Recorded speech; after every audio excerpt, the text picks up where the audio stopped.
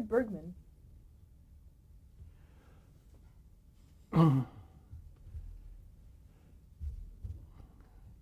I always was very fond of Ingrid Bergman, and I felt so terrible about the fact that she had just been, I guess, blacklisted, I guess you could say that, but not in a political way, but because of the fact that she had had a child out of wedlock. And the two major columnists at the time, Llewellyn and Hedda, had just put her on the list of people to ignore. And when I visited her when she was shooting I think it was the end of The Sixth Happiness in London, she expressed to me her sadness about having been banned by the Hollywood community. And then 2 years later, when she was brought back to the Academy for the Academy Awards as a nominee and a special recipient, and she got a standing ovation, it just proved, how much the industry realized what they had done to this woman. Milton Berle. Milton Berle was a true top professional. He was absolutely brilliant. He was absolutely creative, and of course he was hysterically funny. But it seemed like he was so insecure that he always had to be constantly funny, which is, of course, I guess, a problem with a lot of comedians who feel that they always must get a laugh because that's what people think of them.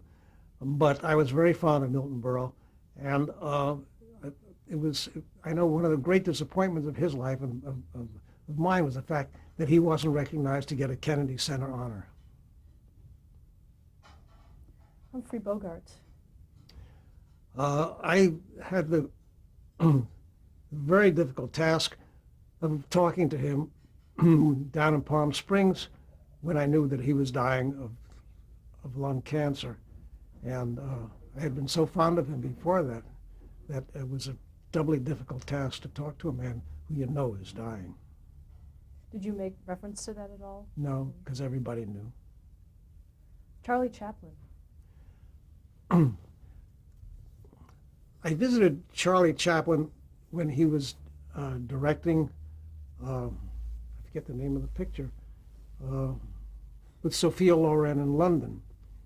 And it was so embarrassing to me to see this myth, this great director, having to do take after take after take.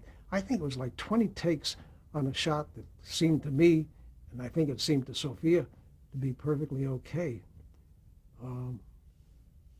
It was a joyful moment just viewing Charlie Chaplin getting a welcome back to Hollywood, from which he had been banned because he'd been considered a communist and what have you, and his passport being taken away. And when he came back to Hollywood and to the Academy Awards, he too got a standing ovation and recognition from the community. That was a great moment in Academy history. Richard Crenna.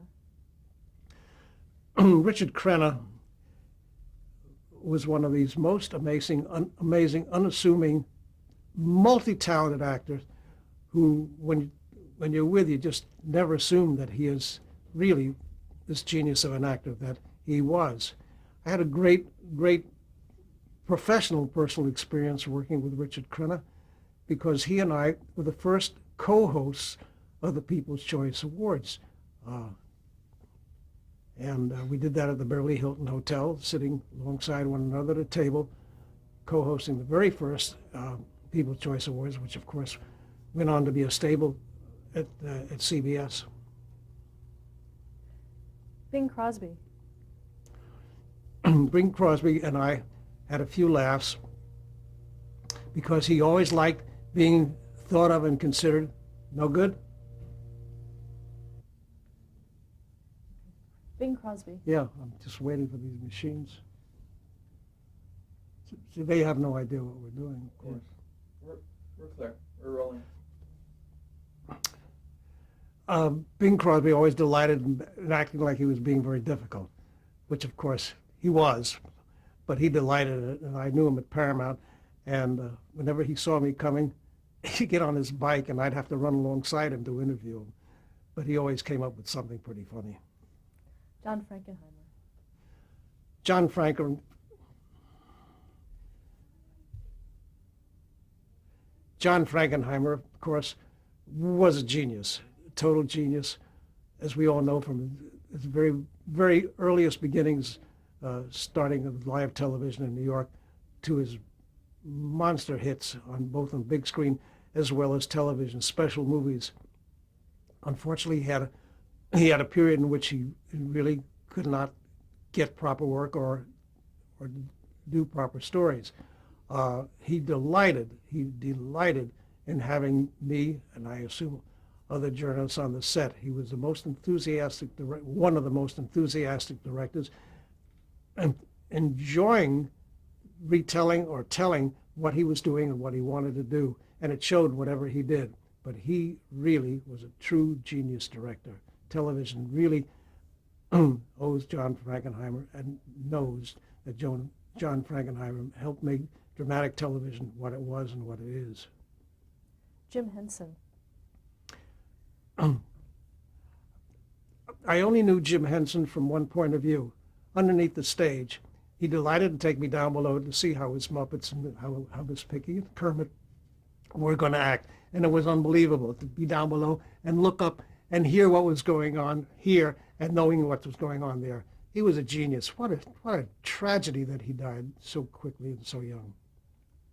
Sheldon Leonard.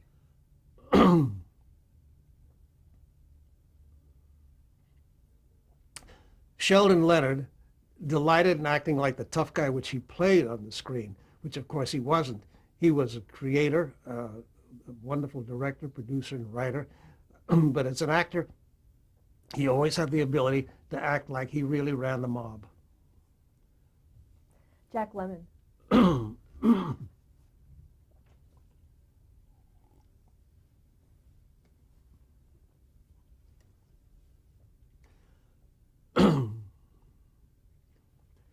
Before Jack Lemmon, I always loved being on a set when Jack Lemmon was working, if for one thing alone. Just before the take started, he would always say, "It's magic time." He'd step in front of the cameras and do it, and it was magic every time he stepped in front of the cameras. Whether it was dramatic, heavy drama, or if it was comedy, Jack Lemmon was so versatile. Roddy McDowell. I had really one of the saddest things to do when I found out that Roddy McDowell was dying, and his friends wanted people to know that he was dying so that they would try and comfort him or say goodbye to him, which was what even Elizabeth Taylor had to do when told that he was dying. It was really one of the saddest things I had to print.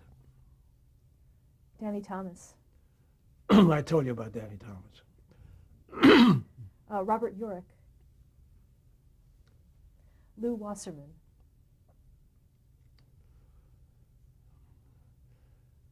I think everybody was afraid of Lou Wasserman because they really didn't know him. But I always had delightful conversations with Lou Wasserman. There was only one problem. He would insist that whatever we said was not on the record. And I begged him for years to let me print his story. But he said no, he wasn't going to let me print it. He wasn't going to let anyone print it, and he wasn't going to tell it. Do you think it'll ever get out? I'm sorry? Do you think it'll ever get out, his story? Well, there have been books printed about Lou Wasserman, but of course, without either his cooperation, his consent, or his verification. Julie Andrews. Julie Andrews is the rarest of the rare. Unbelievable talent, unbelievable person. It was so sad when I learned that she could no longer sing because of the surgery that she had.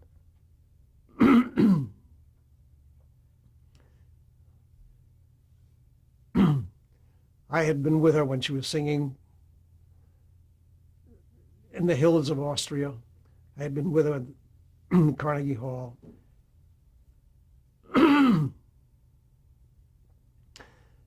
But the most impressive place I was with Julie Andrews was at the Beverly Hilton Hotel.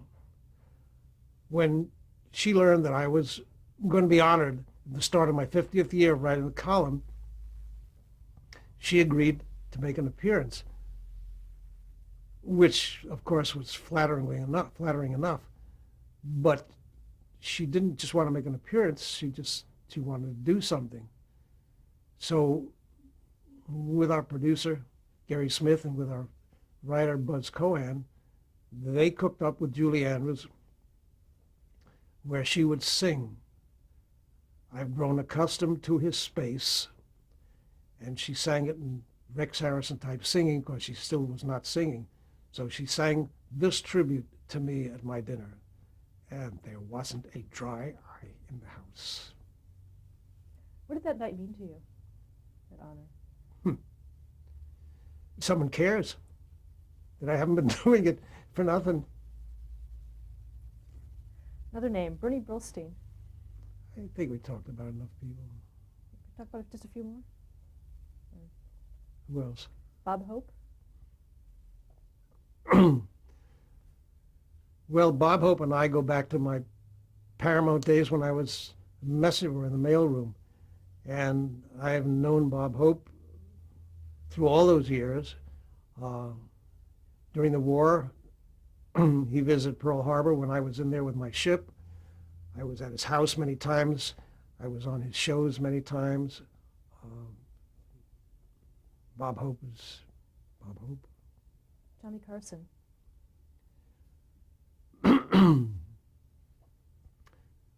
Johnny Carson, probably the most private eye. Johnny Carson, probably the most private guy I ever talked to in the business, but always the most polite. He would come to the phone after his retirement and talk to me, although he insisted there was nothing for him to say and that he wasn't going back on television ever again. Sidney Poitier.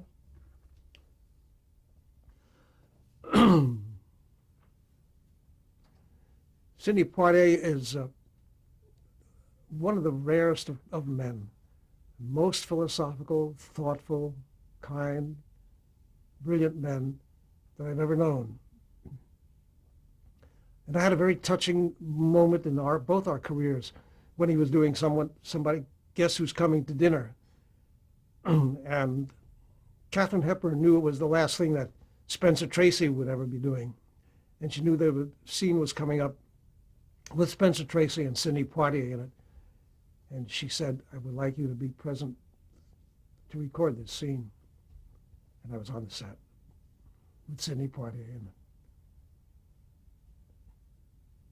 And Katharine Hepburn. And Jim, just drawing a blank in my old age.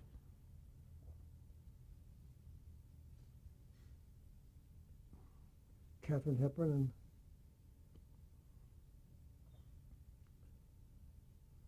and who was Katharine Hepburn's boy? Okay, we're on.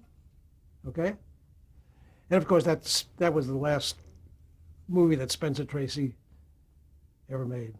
And thanks to the fact that Katharine Hepburn invited me to be there to watch him and Sidney Poitier. One more, Merv Griffin.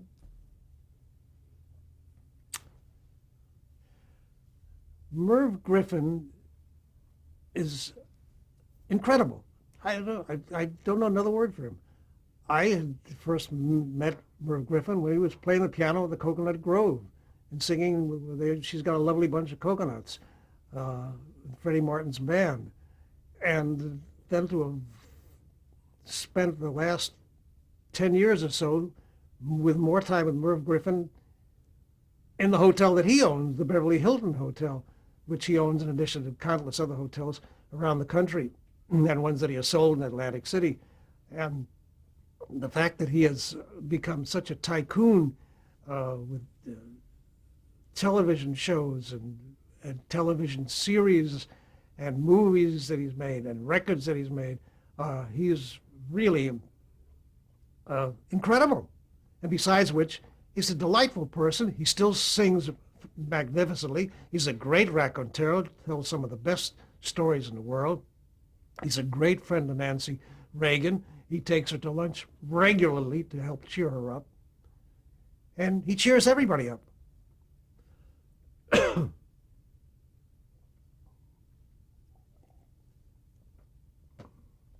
about your life and career today. How often do you write the column at Variety? Well, I recently, last year, I was the victim of a punctured lung during inadvertent, I must say, but let's hope, punctured lung during a biopsy test in the hospital, which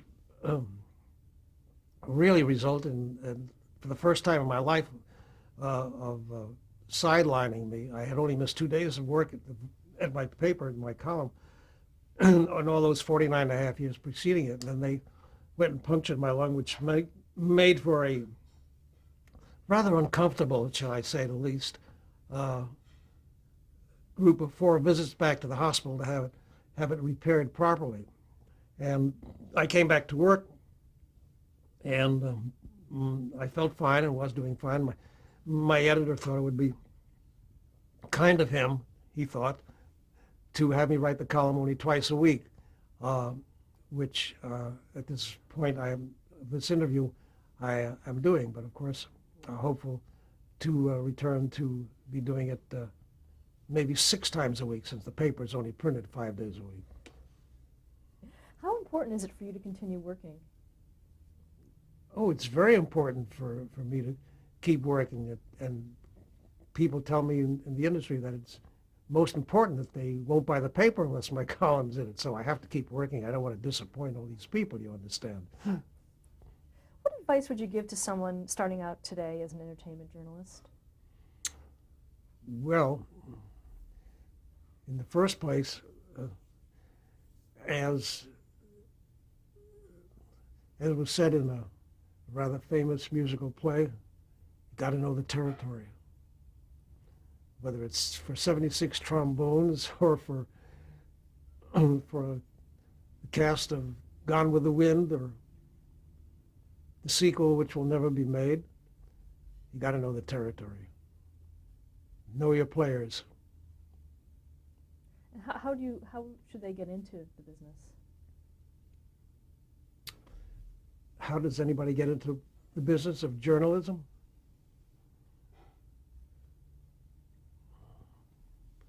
Well, I can't use myself as an example of how to get into journalism, because I hadn't been writing when I got my first job at the AP. But I would say that reading, then writing, is the best way. What do you think of entertainment press coverage today? I think I've more or less given my impression of it, but it seems like everybody and his brother, every station, every paper, thinks they have an entertainment editor or an entertainment reporter, when actually all they have is somebody who reads and reads well, somebody who reads what others have already written. What is your opinion of blind items? When I worked with Harrison Carroll, he had in his column, he had a tag on the column which was called Today's Puzzle, which was a blind item. And he'd have something like, what producer should know that his wife knows about him and that blonde starlet? Whereupon every blonde starlet at Ciro's that night would be saying to their producer boyfriend, how does your wife know about me? Anyhow, it's a big joke. Anyhow, so I swore when I was writing my column, if I ever wrote my own column, that I wouldn't use blind items, because that's a cheap way to write a column. What do you think about the term gossip columnist? Well, it's okay. You can use gossip columnist as long as you don't use it about me. How do you think the general public's appetite for entertainment news has changed? I think the public's appetite for entertainment news has just become voracious. And I think one of the reasons is because the cast of characters is constantly changing, so it gives them somebody new to want to know about, because they don't know enough about them as yet, because they haven't been around as yet long enough. What do you think has been the highlight of your career so far? Oh, if you ask me about the highlight of my career, it's like saying, what's the highlight of your wife? Is it the the marriage to your wife? Is it the arrival of your firstborn? Is it your first scoop? You know, everything that's all of these things are highlights. You know, it's hearing the war is over. It's a highlight, you know. Highlights are important, but steady lights are more important. Any career regrets? I'm sorry? Any career regrets? Any career regrets? I don't think so. I don't think I have any career regrets. You've also become a celebrity in your own right. How has fame affected you? It's amazing. The fact that I have fame is amazing. I mean, when people come up to me and say, "Hi, Army," and it's of course it's very flattering, but it's still very amazing.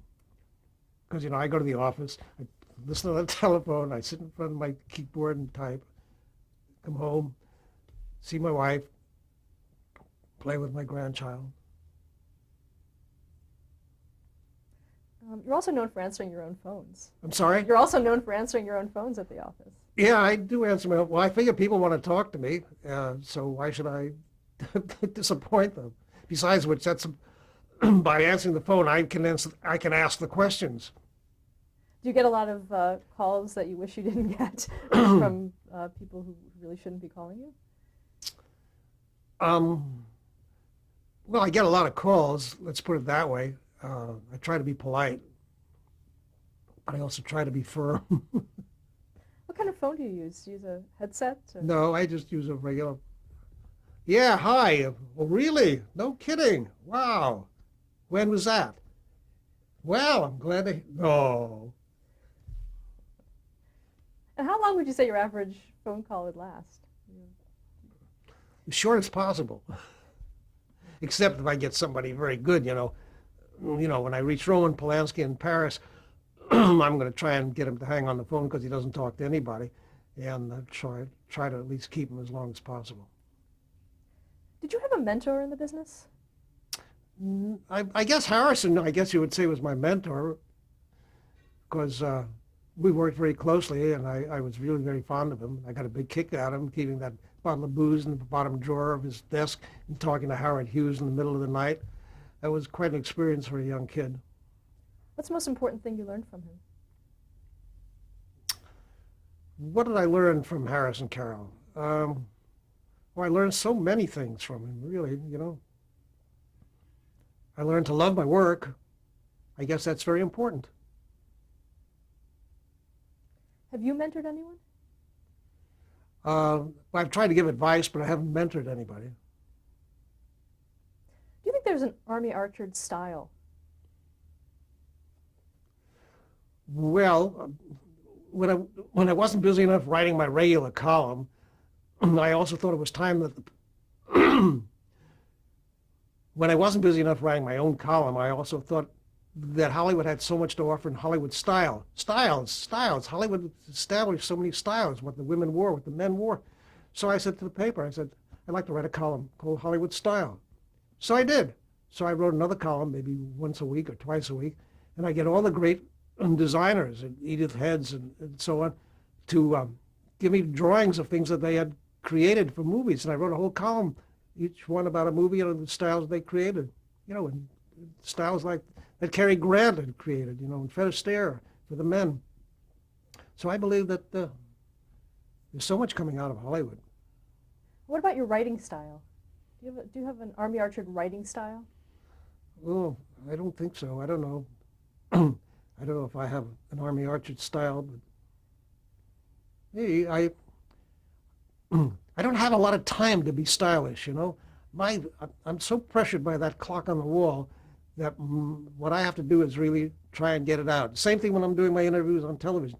I really don't have time to be stylish in my interviews, except to try and think ahead of time what I can ask them as fast as I can so they can answer while I still got them live. How do you relax? Is there ever a point where you're relaxed, or are you always thinking about the next column? I'm the coolest cat in town. And the last question we ask our interviewees is, how would you like to be remembered? I haven't thought about that. I'm not ready to be remembered. Well, thank you very much for sharing your story with us. Thank you. Thank you very much for inviting me to join all my friends.